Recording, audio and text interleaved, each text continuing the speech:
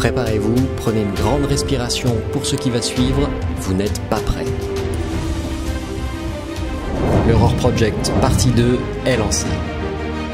Ce projet que nous avons mené en Afrique il y a quelques mois seulement est un accomplissement. Et nous sommes très heureux de vous annoncer que d'autres animaux partiront pour l'Afrique dans quelques semaines.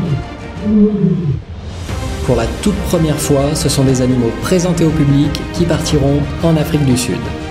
Ce sont des animaux que vous avez vus grandir depuis leur sauvetage il y a 5 ans.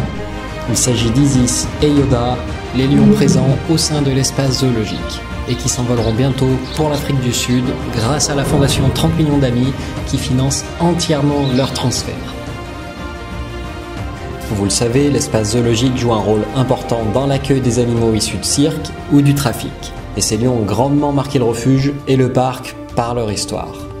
Ils étaient détenus illégalement et ont été utilisés par un rappeur pour un clip qui a ensuite chargé des complices de s'en débarrasser. Isis et Yoda ont été abandonnés dans des caisses de chats dans le sud de la France à l'âge de 5 mois. Sauvés par la fondation 30 millions d'amis, notre refuge a donc pris en charge ces animaux alors même que nous venions de faire partir 4 lionceaux précédemment recueillis en Afrique du Sud. Depuis, le jugement a eu lieu et toutes les personnes impliquées dans le trafic ont été condamnées, excepté le rappeur. Quelques jours après l'accueil d'Isis et Yoda, un 3e lionceau est découvert près de Perpignan, Yembe. Il nous a été confié et a été mis en contact d'Isis et Yoda.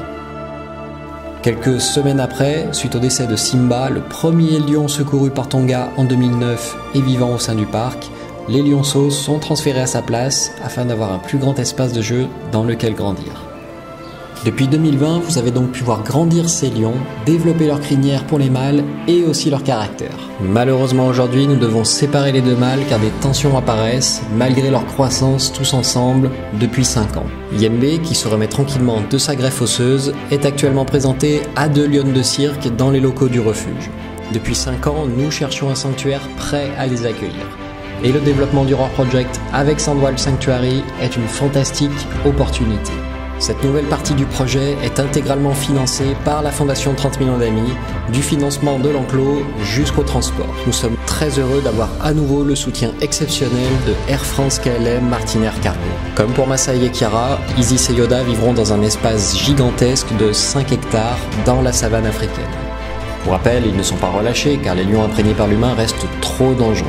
La vie dans un sanctuaire est donc la plus belle possibilité pour ces animaux, vendus, achetés, traités comme des marchandises et des faire-valoir sur Internet. Notre équipe en a pris soin pendant 5 ans, mais il est l'heure aujourd'hui de passer le relais et de leur offrir une nouvelle vie. La nouvelle vie que nous leur avions promis depuis le début.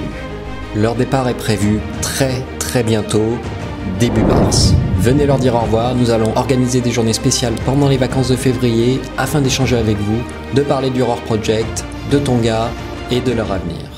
Partagez vos souvenirs, vos photos et venez les voir une toute dernière fois avant leur transfert à l'autre bout de la planète.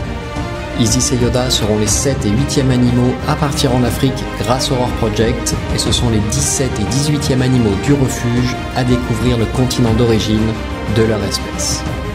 Grâce à vous, grâce à votre soutien, Saint-Martin-la-Plaine s'inscrit chaque jour davantage comme l'unique tremplin des animaux de cirque ou issus du trafic depuis la France vers l'Afrique du Sud. Merci à tous.